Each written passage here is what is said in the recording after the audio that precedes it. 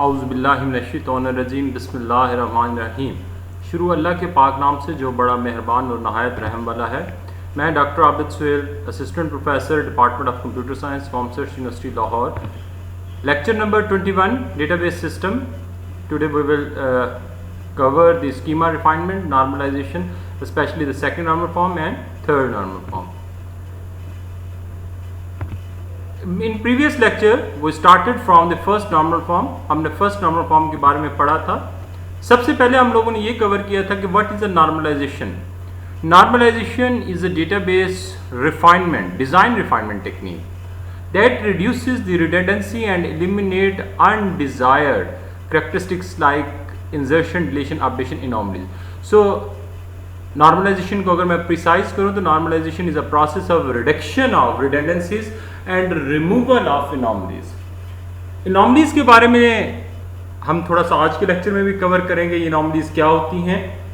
तीन टाइप की एनोमलीज होती हैं, इंजर्शन, अपडेशन, डिलीशन, और ये डेटा में कब अराइज होती हैं, इसको हम थ्रू नॉर्मलाइजेशन कैसे रिमूव करते हैं। आज के टॉपिक में, आज के लेक्चर में हम ये करेंगे। Normalization rules divide the larger table into smaller.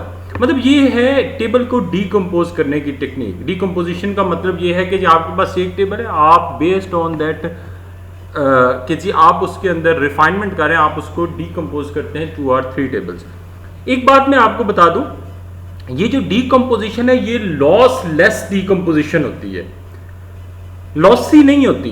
Loss less decomposition word में यूज कर रहा हूं, लॉस लेस डीकम्पोजिशन। ये लॉस लेस डीकम्पोजिशन क्या होती है? लॉस लेस डीकम्पोजिशन का मतलब ये है कि ये हमारे पास एक टेबल है, फॉर इंस्टेंस उसके अंदर 10 रिकॉर्ड हैं, ठीक है, या 10 ट्रांजैक्शन, हमने उसको 2 टेबल्स में डिवाइड किया। अब जब हम उसको 2 टेबल में डिवाइड करेंगे, अगर हम दोबारा उस रिकॉर्ड को एक्सेस करना चाहें तो हमारे पास 10 रिकॉर्ड आने चाहिए, ना 9 आने चाहिए, ना 8 आने चाहिए।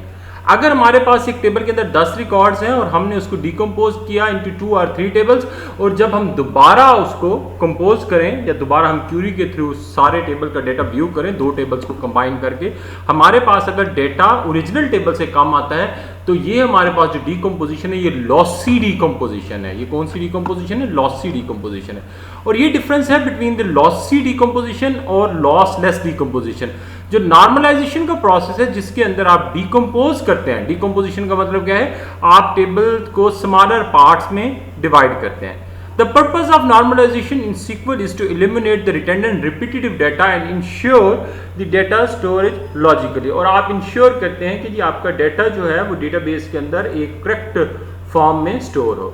सो ये जो नॉर्मलाइजेशन है ये बहुत इंपॉर्टेंट है इन एनी केस। जब भी कोई डिज़ाइनर डेटाबेस को डिज़ाइन करता है और फिर उसको डिप्लॉय करने के लिए जाता है तो नॉर्मलाइजेशन मस्ट है। अगर वो नॉर्मलाइज नहीं करेगा तो स्कीमा फॉल्टी होगा। स्कीमा जो है उसका जो करैक्टरिस्टिक्स हैं, गुडनेस के करैक्टरिस्टिक्स उस पर नहीं पूरा उतरेगा, जिसकी वजह से आपकी डेटा के अंदर मसाइल क्रिएट हो सकते हैं। वो डेटा के अंदर मसाइल क्या हो सकते हैं? वो एनोमलीज हो सकती हैं। तो आज के लेक्चर में मैं पहले रिपीट कर दूं फर्स्ट नॉर्मल फॉर्म को।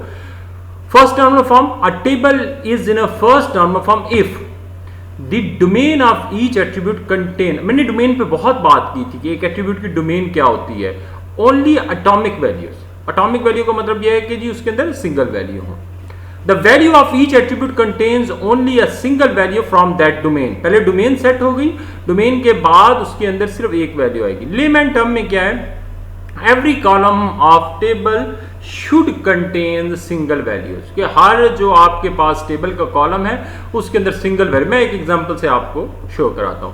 देखो आपके पास एक डेटा नजर आ रहा है, ये C45 जो पैटर्न आईडी है, और बारोअर बुक्स जो है वो B33 है, B44 है, B55 है। सो एक बंदे ने 3 बुक्स जो हैं वो क्या नाम है बारो किए हैं। आप उसका रिकॉर्ड आप एक एंटिटी बना रहे हैं, एक रो बना रहे हैं, which is wrong. Atomic city नहीं है, इसको आप इस तरीके से कन्वर्ट कर देंगे। C45 C45 C45 3 आप उसकी रोज ऐड कर देंगे, जिसके अंदर उसने जो 3 डिफरेंट बुक्स ली हैं, 3 डिफरेंट बुक्स के रिकॉर्ड आ जाएंगे। ये अब एटॉमिक सिटी क्रिएट हो गई, ठीक है। इससे हमने कह दिया कि every table have the single value. एक और एग्जांपल से मैं यही चीज समझा देता हूं। आपके पास फ्लाइट है UA59 और UA73। वीकेंड डेज में मंडे वेंसडे फ्राइडे, और UA73 Monday Tuesday Wednesday Thursday Friday. So हमने यहाँ पर इसका सोल्यूशन ऐसे डिटरमिन किया कि जितनी फ्लाइट्स हमारी आ रही थी, हमने हर फ्लाइट को पहली कॉलम के अंदर रो वाइज सेपरेट कर दिया, और इस तरीके से जितनी भी उसके अगेंस्ट ट्रांजैक्शन हो रही थी, UA मंडे को गई, UA59 मंडे को गई, UA59 वेंसडे को गई, UA59 फ्राइडे को गई, UA73 मंडे को गई, तो हमने उसके अकॉर्डिंगली उसके अंदर वैल्यूज़ जो हैं with respect to column divide कर दी। तो इस तरीके से हमारी एटॉमिक सिटी क्रिएट हो गई।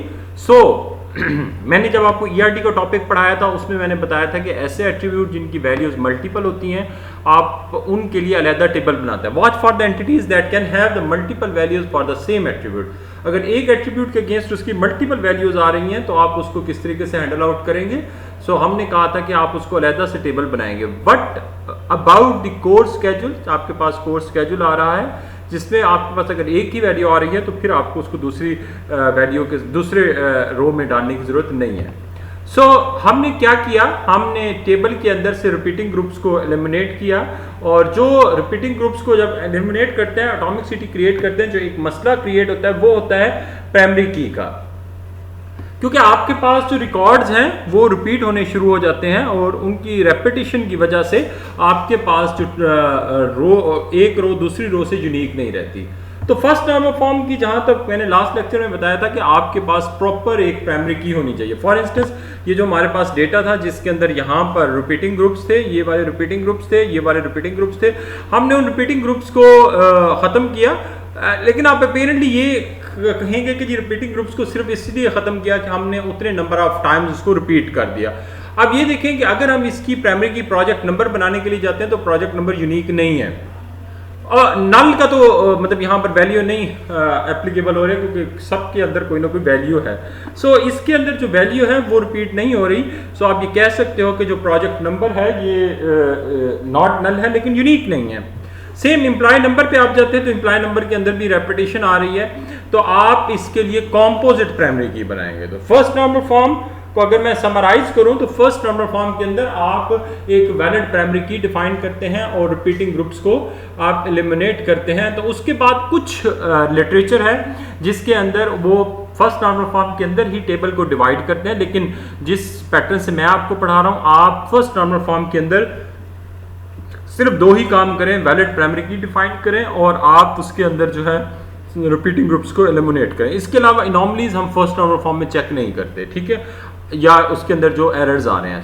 हम चलते हैं, जब आपके पास ये टेबल फर्स्ट नॉर्मल फॉर्म में आ गया, जो आपके सामने ये स्क्रीन पे नजर आ रहा है, ये टेबल है, ये फर्स्ट नॉर्मल फॉर्म में आ गया।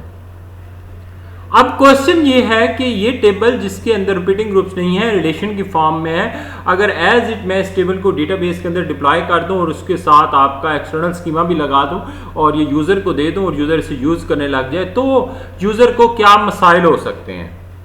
वो मसाइल इनॉमलीज हैं, मतलब इंजर्शन इनॉमली। सबसे पहले इंजर्शन इनॉमली, मैंने इसकी डेफिनेशन नहीं लिखी हुई, लेकिन मैं रिपीट कर देता हूं यहां पर कि for a valid इंजर्शन, for a valid इंजर्शन, एक वैलिड इंजर्शन है, एक रिकॉर्ड आप इंसर्ट करना चाहते हैं, वो वैलिड है, मतलब लीगली आप उसको इंसर्ट कर सकते हैं, लेकिन due to poor schema design, due to poor schema design you can not insert that record. Again मैं बता दूं, for a valid legal record you cannot insert into the table because of poor schema design। आप poor schema design की वजह से एक legal record को insert ना कर सकें, तो ये आपके पास insertion anomaly है। मैं इसी टेबल से आपको समझाता हूँ insertion anomaly क्या है। फॉर एग्जाम्पल, मैं यूं कहता हूं कि यार एक नया एम्प्लॉय आया है मेरे पास, तो मैं उसको ऐड कर लेता हूं, फिर उसकी देखता हूं कि इसको किस प्रोजेक्ट पे असाइन करूं, या मैं उसको पहले हायर कर लेता हूं, 15 दिन या 20 दिन बाद मैं उसको किसी प्रोजेक्ट पे हायर लगा दूंगा कि भाई अभी ये आया है, तो अभी चलो इसको रिकॉर्ड इंसर्ट हो जाएगा, और इसको किसी और जो है ना वो ऑफिस वर्क दे देंगे, और फिर बाद में इसको किसी प्रोजेक्ट पे लगाएंगे। यहां पर आपके पास है कंपोजिट प्राइमरी की। अगर आप देखें, ये देखें प्रोजेक्ट नंबर और ईएमपी नंबर। मैं ऐसे कोई भी एम्प्लॉय को ऐड नहीं कर सकता जिसके लिए प्रोजेक्ट नंबर के अंदर वैल्यू ना हो, क्योंकि प्राइमरी की वैल्यू नल नहीं हो सकती। ठीक है। इस तरीके से मैं कहता हूं कि मैं एक नया प्रोजेक्ट स्टार्ट करना चाहता हूं, अभी उस पर हायरिंग मैं फिर एम्प्लॉयज़ की करूंगा। ये भी एक लीगल एंट्री है, एक लीगल मतलब बिजनेस रूल्स के अकॉर्डिंगली एक लीगल वैल्यू है कि जी मैं प्रोजेक्ट नया ऐड कर लेता हूं और कुछ अरसे बाद उसमें एम्प्लॉयज़ को मैं हायर कर लूंगा। अब जब तक एम्प्लॉय हायर नहीं होगा मैं प्रोजेक्ट को डेटाबेस में इंटर नहीं कर सकता। तो ये एक लीगल इंजर्शन थी, लेकिन due to this poor schema design कि जी अब जब तक हमारे पास प्रोजेक्ट नंबर और एम्प्लॉय नंबर नहीं होगा हम कोई भी रिकॉर्ड इंसर्ट नहीं कर सकते। सो कंपोजिट प्राइमरी की, और ये अब वजह क्या है, ये वजह हम आगे देखेंगे, हम वैल्यू को इंसर्ट नहीं कर पा रहे। दूसरी अनोमली है आपके पास updation anomaly. So if I define the updation anomaly I will say for updating कि आप एक रिकॉर्ड को अपडेट करते हैं, ठीक है, और पुअर स्कीमा डिजाइन की वजह से वो रिकॉर्ड मल्टीपल जगहों पर रिपीट हो रहा है। सो आप एक जगह पर उसको चेंज कर देते हैं लेकिन आप दूसरी जगह पर चेंज नहीं करते, तो वो नाम के 2 वर्जन क्रिएट हो जाएंगे, एक ही डेटा के 2 वर्जन क्रिएट हो जाएंगे। मैं वर्जन पे भी बात करता हूं कि डेटा के वर्जन क्या होते हैं।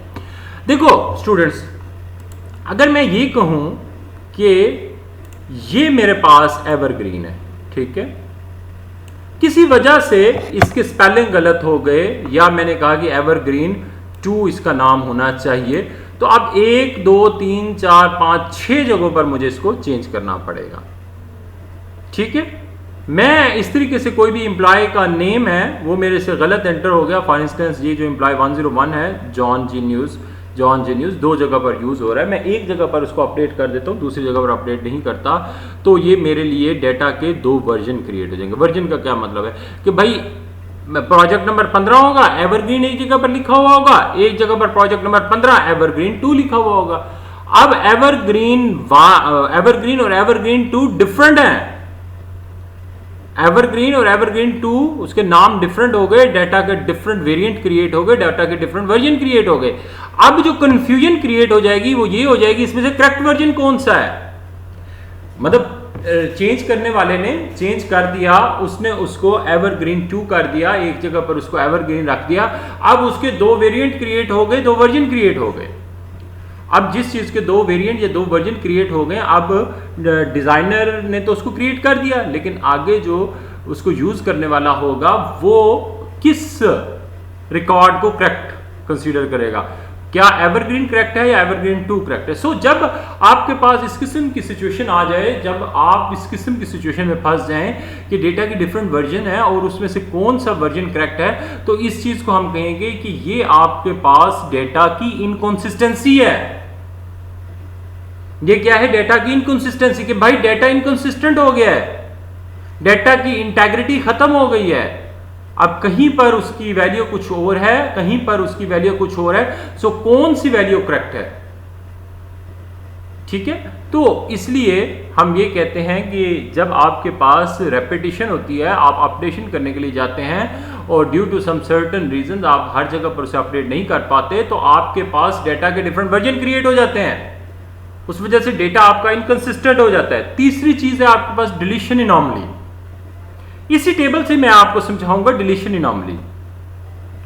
फॉर एग्जांपल आपके पास ये जो है जो एम्प्लॉय है जून जून ई, ये अब अगर आप देखें तो इस पूरे के पूरे टेबल में जून कहीं पर रिपीट नहीं हुआ, देखें जून कहीं पर रिपीट नहीं हुआ, ठीक है। अब फॉर एग्जांपल हमारे पास ऐसा हुआ कि ये प्रोजेक्ट एवरग्रीन बंद हो गया, हमने इसका रिकॉर्ड एवरग्रीन का डिलीट करना है 1 2 3 4 5 6 जगहों पर, तो ये सारे के सारा रिकॉर्ड भी साथ डिलीट हो जाएगा। अब 101 को अगर देखें, जो आपके पास ये जून है और ये जॉन है, जॉन तो नीचे खड़ा हुआ है, अगर आपको कहीं पर उसका इंफॉर्मेशन लेनी होगी आपको मिल जाएगी, लेकिन जो जून है वो तो सिर्फ एक ही प्रोजेक्ट में काम कर रहा था, इसका जब रिकॉर्ड डिलीट हुआ तो उसका रिकॉर्ड आपके डेटाबेस में से खत्म हो गया। मतलब अब आप अगर एम्प्लॉय जून जो आपके कंपनी का मुलाजिम है, अभी वो किसी प्रोजेक्ट पे काम नहीं कर रहा, पहले एवरग्रीन पे काम कर रहा था, लेकिन एवरग्रीन को हमने डिलीट कर दिया, तो अब हमें उसका रिकॉर्ड कहीं से मिलेगा ही नहीं। So for a valid deletion and other important data is deleted from the table. So this is called the deletion anomaly. अच्छा, अब आपके पास जब भी कोई टेबल आए और मैं कहूँ कि जी देखो ये गुडनेस का क्राइटेरिया, ये स्कीमा रिफाइनमेंट के क्राइटेरिया पे पूरा उतर है ये नहीं, तो सबसे पहले आप यही काम करेंगे, आप उसके अंदर इंसर्शन, डिलीशन, अपडेशन, एनॉमलीज देखेंगे। मैंने पहले लेक्चर में आपको बताया था कि भाई आपने क्या करना है, आपने रिटेंडेंसी को रिड्यूस करना है। क्वेश्चन ये उठता है कि रिटेंडेंसी को कहां तक रिड्यूस करना है? रिटेंडेंसी को वहां तक रिड्यूस करना है जहां तक उसमें से एनॉमलीज खत्म हो जाएं। अगेन, रिटेंडेंसी को कहां तक खत्म करना है? जहां तक आपके सिस्टम में से जो है क्या नाम है अपना एनॉमलीज खत्म हो जाए। सो एनॉमलीज को आपने हर सूरत में खत्म करना है, रिटेंडेंसी कोई ना कोई रहेगी। अब इस टेबल के अंदर जो स्क्रीन पे आपको नजर आ रहा है हाई रिटेंडेंट टेबल है, इसके अंदर रिटेंडेंसी काफी हाई है। सो जब आपके पास किसी एक टेबल के अंदर रिटेंडेंसी काफी हाई होती है तो आपके पास नंबर ऑफ एनॉमलीज या एनॉमलीज की एग्जिस्टेंस बढ़ जाती है। तो आपके पास ये सामने एक चीज नजर आ गई। अच्छा, अब मैं इसका आपको एक हल बताता हूं, लेकिन इस हल को आपने इस तरीके से डिप्लॉय नहीं करना। ये मैं फॉर द सेक ऑफ जो है क्या नाम है आपको एक डीनॉर्मलाइजेशन टाइप की चीज में, ये आपके पास जो टेबल नजर आ रहा है डीनॉर्मलाइज्ड है। आप चाहते हैं कि सर इसको हम डिप्लॉय करना चाहते हैं और इसमें से कम हमारे पास जो है वो इंसर्शन एनॉमली, देखिए हमारे पास यहां पर बॉटलनेक है इंसर्शन एनॉमली, क्योंकि कंपोजिट प्राइमरी की है, जब तक दोनों की वैल्यू नहीं होगी आप डेटा इंसर्ट नहीं कर सकेंगे। अगर आप ये सोच रहे हैं कि जी इसके अंदर से हमारी इंसर्शन एनॉमली जो है वो तो एटलीस्ट खत्म हो जाए, तो मैं इसको आपको एक हल बताता हूं। हल क्या है? देखें, हल ये है, आपको मैंने सरोगेट की पढ़ाई थी। सरोगेट की क्या है? आपकी ऑटो इंक्रीमेंट है। आप क्या करते हैं, आप यहां पर एक एट्रीब्यूट ऐड कर दें, यहां पर एट्रीब्यूट ऐड कर दें सीरियल नंबर के साथ। ऐसा ये अब मेरे से लिखा नहीं जा रहा, सीरियल नंबर के साथ। अब आप हर एक कॉलम के साथ उसकी वैल्यू जो है वो इस तरीके से हर एक रो के साथ 1 2 3 अप टू जितने भी ये नंबर ऑफ रोज हैं, तो आपके पास ये एक सरोगेट की इंट्रोड्यूस होगी। अब आपके पास ये प्राइमरी की नहीं होगी, ये कॉम्पोजिट प्राइमरी की नहीं होगी, आपके पास ये जो ऑटो इंक्रीमेंट है, जो आपने ऑटो इंक्रीमेंट या आपने इसको सरोगेट की कहा, ये आपके पास अब प्राइमरी की होगी। अब इस टेबल के अंदर इंसर्शन एनॉमली खत्म हो गई। आप ये देखेंगे इसके अंदर डिलीशन और अपडेशन एनॉमली तो एग्जिस्ट करती है, लेकिन इंसर्शन एनॉमली इसकी खत्म हो गई। अब आप कोई भी रिकॉर्ड इंसर्ट कर सके, क्योंकि आप के पास प्राइमरी की जो है वो खाली नहीं जाएगी, वो नल नहीं जाएगी, उसके अंदर आप कोई भी जो एक इंक्रीमेंट की वैल्यू होगी वो आप डालेंगे और आपके पास नया रिकॉर्ड इंसर्ट हो जाएगा। सो मैंने इसको बड़ा सिंप्लीफाइड किया है। अच्छा, अब आप ये कहेंगे कि सर इट मींस कि आपके पास ये जो डेटा है ये अब सेकंड नॉर्मल फॉर्म में, बिल्कुल ठीक है। मैं आगे आपको सेकंड नॉर्मल फॉर्म की जब डेफिनेशन बताऊंगा तो उसमें मैं यही कहूंगा कि अगर आपके पास सिंगल प्राइमरी की है तो सिंगल प्राइमरी की मतलब आपके पास कंपोजिट प्राइमरी की नहीं है, जब आपके पास सिंगल प्राइमरी की होती है तो आपका टेबल ऑटोमेटिकली जो है वो सेकंड नॉर्मल फॉर्म में होता है। अच्छा, अब एक क्वेश्चन आप पूछ लेंगे कि क्या हम सरोगेट की इंट्रोड्यूस करके इसको डेटाबेस में डिप्लॉय कर दें तो क्या ये ठीक है या नहीं। अक्सर बच्चे ये क्वेश्चन पूछते हैं क्लास में, क्योंकि यहाँ पर हमारी इंटरेक्टिव क्लास नहीं है। तो मैं यहाँ पर ये बताऊंगा कि भाई देखो, आगे मैं अगला लेक्चर जो मैं बनाऊंगा उसके अंदर मैं कुछ टिप्स आपको बताऊंगा। देखो, इंडस्ट्री के अंदर जब सिस्टम बनाए जाते हैं तो उसमें डिफरेंट पैरामीटर्स को देखा जाता है। एक पैरामीटर ये होता है कि यार हम जरा सिस्टम की जो रिस्पॉन्सिवनेस है उसको बढ़ा दें। अब ये जो है ये मैं आपको अगले लेक्चर में शायद कवर करूंगा कि डी नॉर्मलाइजेशन के अंदर हम क्या करते हैं। हम कहते हैं कि हमारे टेबल्स जो हैं वो कम हो जाएं और हमारे जो पास जो क्या नाम है अपना स्पीड है, एक्सेस स्पीड है, वो हमारी ज्यादा हो जाए। तो उस केस में आप इसको डिप्लॉय कर सकते हैं, लेकिन मसला यही है कि अगर आपके पास इस टेबल के अंदर बहुत ज्यादा डेटा आ रहा है, इंसर्शन बहुत ज्यादा है, तो इस तरीके से आपकी इंसर्शन फास्ट हो जाएगी। अगर आपके पास डिलीशन और अपडेशन ज्यादा हो रही है तो फिर आप इस पे ना जाएं। हाँ सिलेक्शन हो रही है तो फिर आप सिलेक्शन, अब मैं आपको बताऊं, अगर आपके पास ऑपरेशन सिलेक्शन के ज्यादा है, इंसर्शन के ज्यादा है, तो आई विल प्रेफर यू के जी आप इसके अंदर सरोगेट की इस तरीके से इंट्रोड्यूस कर दें। और हम एक और टाइप की डेटाबेसेस पढ़ाते हैं जो कि एक एप्लीकेशन है डेटाबेसेस की, वो एनालिटिक्स के लिए यूज होते हैं, डेटा वेयर हाउसेस।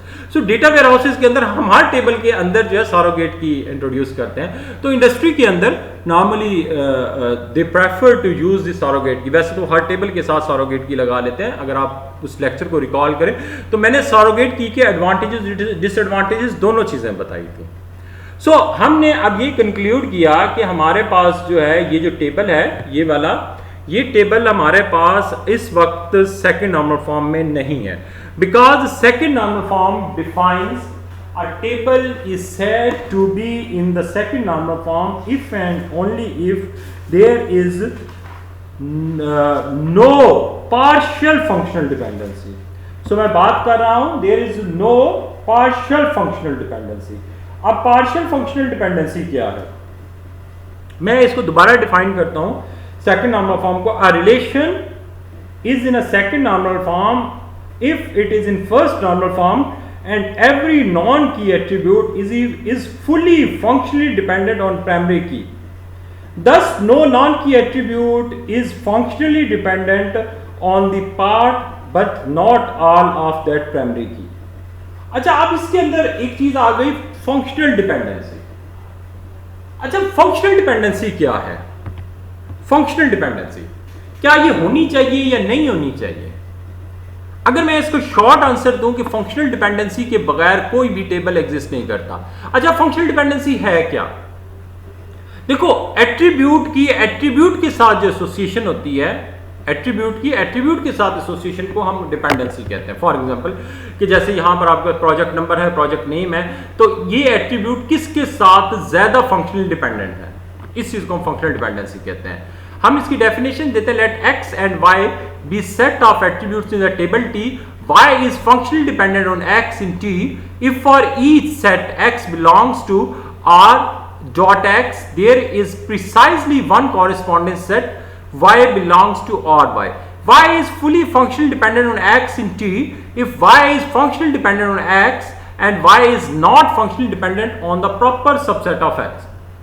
अच्छा, अब मैं इसको एग्जांपल से आपको इसी जो डेफिनेशन है इसको समझाता हूं कि आपके पास एक टेबल है जिसके अंदर बुक नंबर है B1 और बुक नंबर B2, टाइटल है उसका लिखा हुआ, ऑथर लिखा हुआ, ईयर लिखा हुआ है। अब मैं इसमें ये डिटरमिन करना चाहता हूं कि कौन सा एट्रीब्यूट किस एट्रीब्यूट के साथ फंक्शनल डिपेंडेंट है, कौन सा एट्रीब्यूट किस एट्रीब्यूट के साथ फंक्शनल डिपेंडेंट है। इफ आई से कि जी बुक नंबर एंड टाइटल, ये एक आपके पास पेयर है। The author attribute जो है that is fully functionally dependent on book number and title. So if I say कि इसकी अगर repetition इसके अकॉर्डिंगली हो रही है, ये दोनों के अकॉर्डिंगली, तो it means they are functional dependent. और functional dependent on book number, ये जो बुक नंबर और book title they are functional dependent on the book title जो है ये functional dependent on book number. So एक टेबल के अंदर मल्टीपल फंक्शनल डिपेंडेंसी एग्जिस्ट कर सकती हैं। आप ये देखें, इस टेबल के अंदर ये पैटर्न है और ये हमारे पास एड्रेस है। सो आई से कि जी book number and pattern, book number and pattern, ये फंक्शनली एड्रेस जो है ये फंक्शनली डिपेंडेंट है इन दोनों एट्रीब्यूट्स पर। ठीक हो गया। सो मैं अगर सेकंड नॉर्मल फॉर्म को डिफाइन करूं, जैसे मैंने अभी डेफिनेशन बताई, हम नॉन प्राइम एट्रीब्यूट कहते हैं जो नॉन की एट्रीब्यूट होते हैं। आप अंडरस्टैंड कर लें, एक टेबल के अंदर दो टाइप्स के एट्रीब्यूट होते हैं, एक आपके पास होते हैं की एट्रीब्यूट और दूसरे आपके पास होते हैं नॉन की एट्रीब्यूट। की एट्रीब्यूट क्या होते हैं? जो प्राइमरी की बनाते हैं, जो आपके पास प्राइमरी की में पार्टिसिपेट कर रहे होते हैं, वो आपके क्या होते हैं? की एट्रीब्यूट। और अदर देन की एट्रीब्यूट जो होते हैं वो आपके नॉन की एट्रीब्यूट्स होते हैं। मतलब जैसे हमने इस टेबल के अंदर देखा, अगर आपको मैं रिपीट कर दूं, इसके अंदर दो की एट्रीब्यूट है भाई, प्रोजेक्ट नंबर और एम्प्लॉय नंबर, बाकी सारे नॉन की एट्रीब्यूट हैं। इनको हम नॉन प्राइम एट्रीब्यूट भी कहते हैं। सो अब ये डिफाइन हो गया कि भाई हर टेबल के अंदर दो टाइप्स के एट्रीब्यूट होते हैं। वो एट्रीब्यूट जो प्राइमरी की में पार्टिसिपेट कर रहे होते हैं उनको हम कहते हैं कि ये एट्रीब्यूट्स जो हैं आपके की एट्रीब्यूट हैं। जो अदर देन प्राइमरी की एट्रीब्यूट होते हैं उनको हम कहते हैं ये आपके पास नॉन की एट्रीब्यूट है, ये आपके पास नॉन प्राइम एट्रीब्यूट्स हैं। A table is in a second normal form if it is in a first normal form, first condition, and the non-key attribute dependent, fully functional dependent. अच्छा, एक चीज है candidate की, भाई जो आपके टेबल के अंदर एट्रीब्यूट होगा जो आपका रिप्रेजेंट करेगा यूनिकनेस की कैरेक्टरिस्टिक्स को, उसको हम कैंडिडेट कहेंगे. सो इन अ केस के जी यहां पर है library allows patrons to request book that are currently out. ठीक है, ये इसके अंदर आप देखेंगे बुक नंबर है, पैटर्न है और फोन नंबर है. अब इसके बारे में candidate key is a book number and patron, we have the patron and the phone. की पैटर्न के साथ जो है अगर हम ये कॉम्पोजिट प्राइमरी की बनाते हैं बुक नंबर और पैटर्न का, तो हम कहते हैं कि जी फोन नंबर जो है ये डिपेंडेंट है पैटर्न पे, but it is not dependent on the book number. So ये आपका पार्शियल फंक्शनल डिपेंडेंसी है.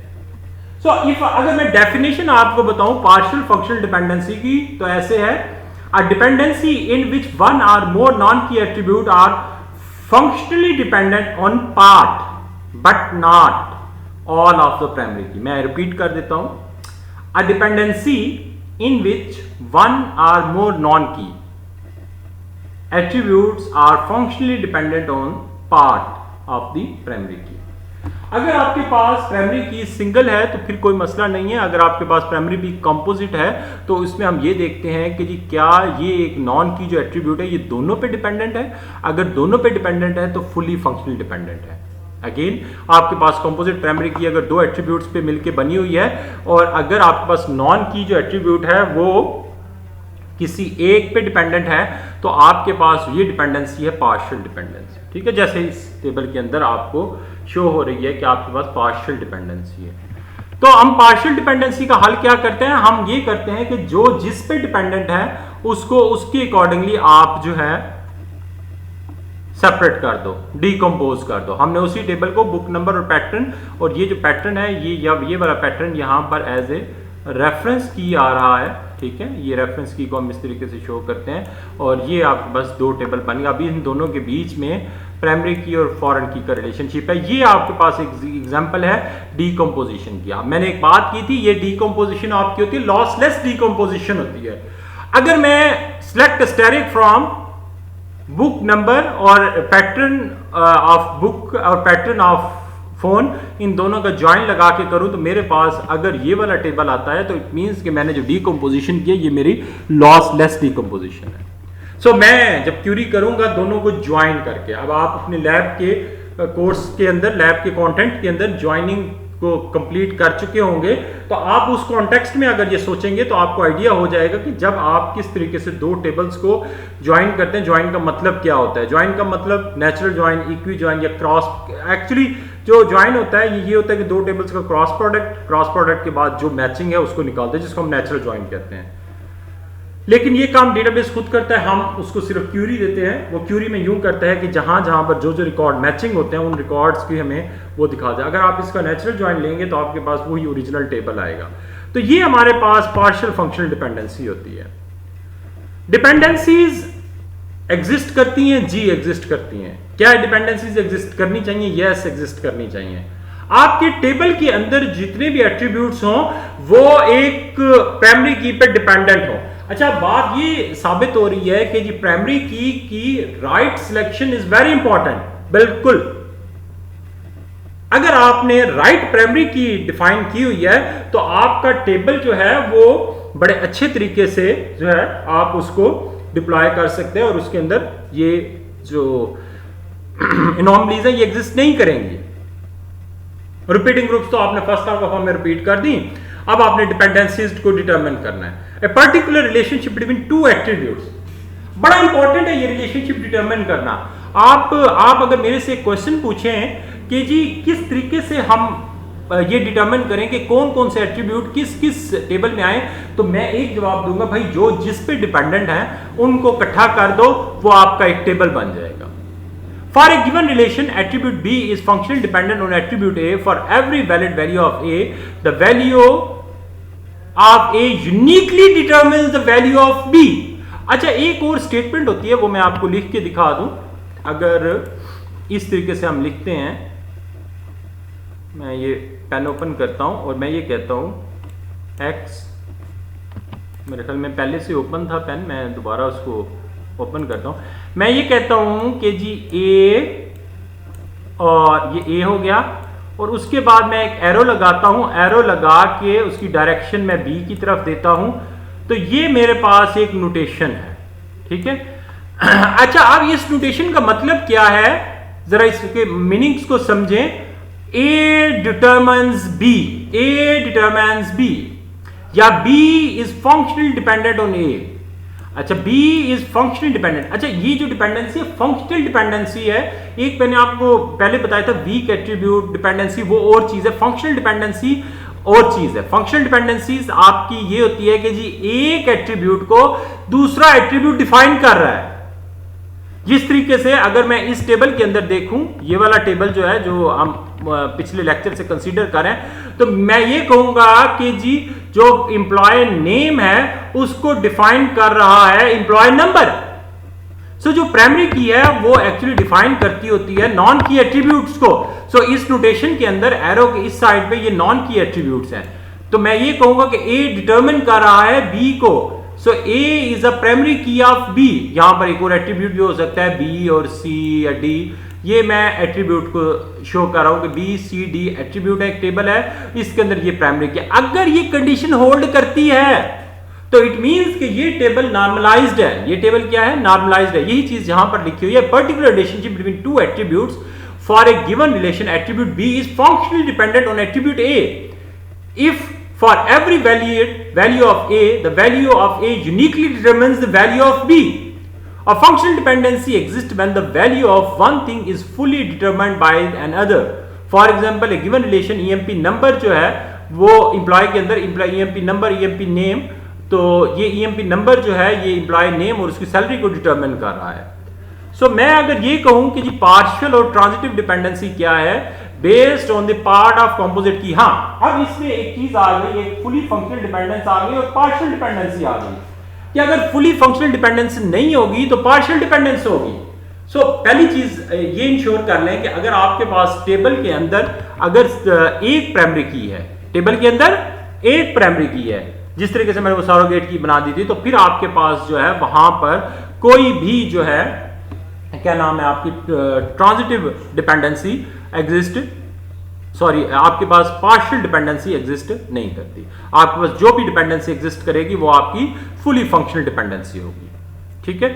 सो मेरे ख्याल में मैं इस लेक्चर को यहां पर कंक्लूड करता हूं और इसी लेक्चर को ही यहीं से ही अगले लेक्चर से स्टार्ट करूंगा। अगर मैं आज के लेक्चर को कंक्लूड करूं तो मैं ऐसे कंक्लूड करूंगा कि आज के लेक्चर में हम लोगों ने ये पढ़ा, जब हम फर्स्ट नॉर्मल फॉर्म बना लेते हैं तो हमारे पास तीन टाइप्स की एनॉमलीज आती है, इंसर्शन, अपडेशन और डिलीशन एनॉमलीज।